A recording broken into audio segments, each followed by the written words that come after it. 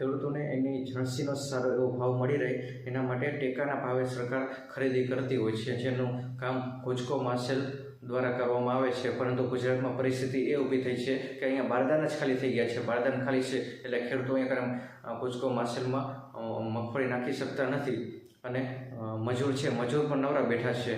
અને આવી રીતે કરવું હોય તો સરકાર મોટા મોટા નાટક શા માટે કરે છે, ખોટા તાયફાઓ શા માટે કરે છે, ખેડૂતોને આવી રીતે હેરાન કરવા હોય તો શા માટે હેરાન કરવામાં આવે છે? ને બારદાન એવડી મોટી વસ્તુ તો છે નહીં કે એને બહારથી મંગાવવું પડે એની કે એને ઇમ્પોર્ટ કરવું પડે।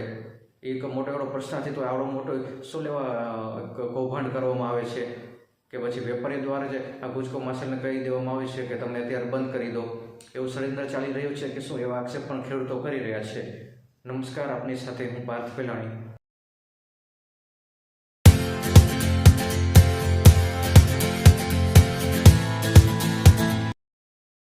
રાજ્યમાં જે પરિસ્થિતિ જે ઊભી થઈ છે કે બારદાનની શોર્ટેજ ઊભી થવાની, બારદાન ખાલી થઈ જવાના સમાચારો તમે અવારનવાર જે તમે સાંભળતા હશો સમાચારોના માધ્યમથી, તે પરિસ્થિતિ જે હળવદ એપીએમસીમાં ઊભી થઈ છે, જે સૌરાષ્ટ્રનું જે ટોપ 10 માર્કેટમાંનું એક ગણાય છે હળવદ એપીએમસીમાં, ત્યાં પણ આ બધી આ બારદાન ખાલી થઈ જવાની પરિસ્થિતિ ઊભી થઈ છે। છેલ્લા 5 દિવસથી અહીંયા બારદાન ન હોવાના લીધે ખેડૂતો મગફળી વેચવા માટે આવી શકતા નથી, કારણ કે બારદાન અહીંયા છે નહીં તો ખેડૂતો કેવી રીતે મગફળી વેચે?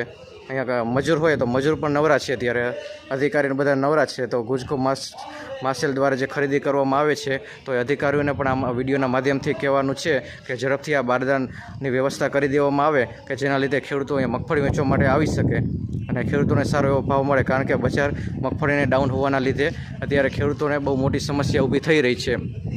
તો આ પ્રશ્નનું ઝડપથી જે નિરાકરણ કરવામાં આવે તેવી હળવદના ખેડૂતોની માંગ ઉઠવા પામી છે। નમસ્કાર।